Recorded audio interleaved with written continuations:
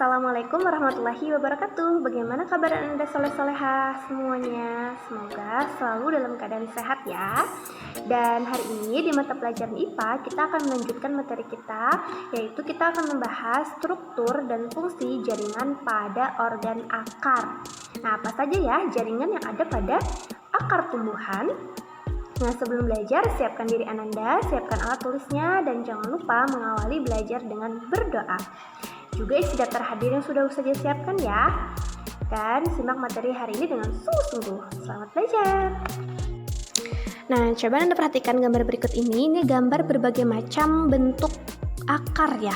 Kira-kira kenapa sih tumbuhan itu punya akar yang berbeda-beda bentuknya?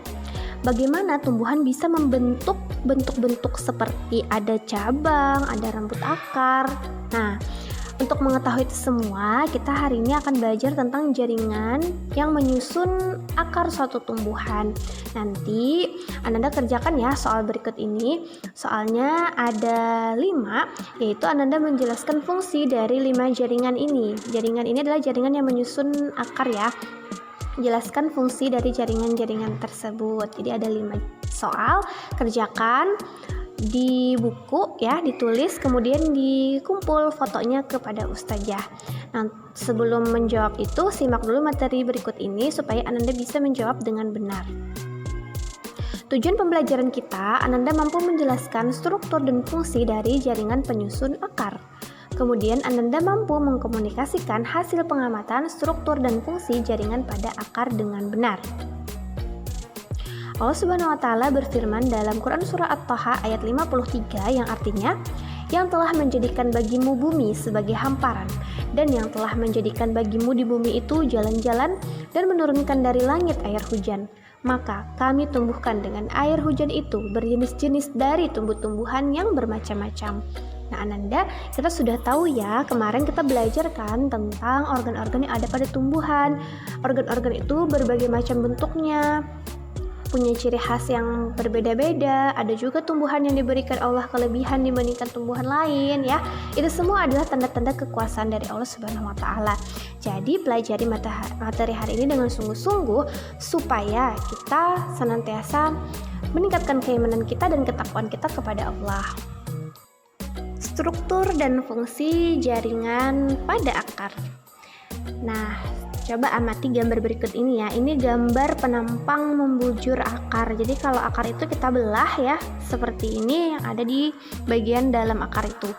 Jadi ada yang disebut dengan epidermis, silinder pusat, korteks. Terus ada juga zona diferensiasi Ananda, yaitu tempat modifikasi seperti munculnya rambut akar ya, zona pemanjangan. Terus ada juga zona pembelahan dan di bagian meristem yang kemarin kita sudah pelajari ya, yaitu sel-sel yang terus membelah, membuat akar semakin panjang. Dan ada yang namanya tudung akar, sifatnya melindungi sel meristem pada saat membelah dan juga membantu menembus tanah tanpa mengalami kerusakan bagian dalam dari akar tersebut. Nah, jadi ini adalah struktur dari akar. Kalau struktur jaringannya bisa kita lihat dari gambar berikut. Ini ada 2 jenis ya, akar dikotil dan monokotil. Jadi dia juga mengalami perbedaan nih Ananda antara yang dikotil dan monokotil susunannya.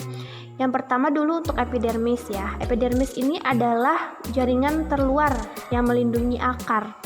Dia memiliki dinding yang tipis tapi juga sangat kuat epidermis ini. Kadang bisa berdiferensiasi atau berubah munculnya tambahan seperti rambut akar. Jadi rambut akar tuh dia adalah hasil modifikasi dari jaringan epidermis. Jaringan yang kedua adalah korteks. Korteks ini tersusun dari jaringan parenkim atau jaringan dasar ya. Dia menyimpan cadangan makanan. Kalau pada tumbuhan tertentu, disitulah nanti yang akan munculnya umbi. Kemudian ada namanya endodermis, yaitu pembatas antara korteks dan silinder pusat. Di dalam situ terdapat pita Kaspari untuk mengatur jalannya mineral yang diserap oleh akar untuk menuju silinder pusat. Nah, itu bisa dilihat ya endodermis. Sama pada dikotil dan monokotil dia membulat seperti itu ya, dia melindungi bagiannya. Kemudian ada jaringan sel yang tersusun dari jaringan pengangkut. Nah, jaringan pengangkut di sini yang mengangkut dari akar ke daun atau dari daun ke akar ya, kebalikannya. Di situ juga ada vesikel dan parenkim empulur. Kalau vesikel itu dia berfungsi untuk membentuk cabang akar. Nah, di dalam sel itu ada pengangkut yang itu namanya jaringan xilem. Dia mengangkut air dan mineral dari akar ke daun. Kalau phloem dia mengangkut hasil fotosintesis dari daun ke seluruh tumbuh-tumbuhan termasuk juga ke akar ya, bisa. Jadi ada xilem dan ada phloem untuk pengangkutnya.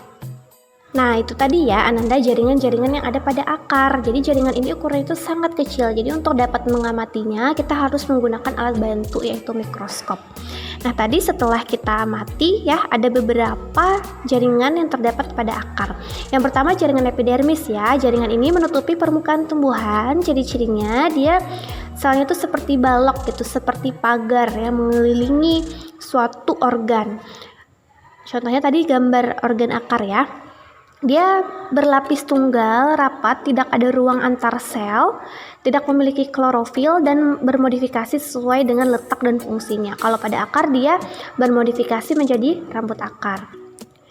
Terus jaringan parenkim juga ada tadi ya pada akar, yaitu jaringan dasar. Dia mengandung klorofil, khususnya pada daun dia banyak sekali klorofilnya, kalau pada akar itu hanya sedikit. Fungsi dari jaringan parenkim ini untuk menyimpan cadangan makanan dan air oleh tubuh-tumbuhan ya. Terus ada jaringan penguat. Nah, jaringan penguat itu terdiri dari kolenkim dan sklerenkim. Bisa kita lihat kalau kolenkim itu dia tersusun atas sel hidup, sedangkan pada sklerenkim dia tersusun dari sel mati. Terus untuk jaringan pengangkut terbagi menjadi xilem dan phloem. Kalau xilem itu dia mengandung sel-sel parenkim dan serabut xilem yang berfungsinya itu fungsinya sama dengan serabut phloem ya, dia untuk mengangkut. Nah, kalau xilem ini dia mengangkut air dan mineral dari akar menuju daun. Lintasannya kalau phloem ini dia menyalurkan zat makanan hasil fotosintesis dari daun ke seluruh bagian tumbuhan. Kalau dia mengalir ke akar nanti tersimpan di parenkim dan menjadi suatu umbi ya pada akar tersebut.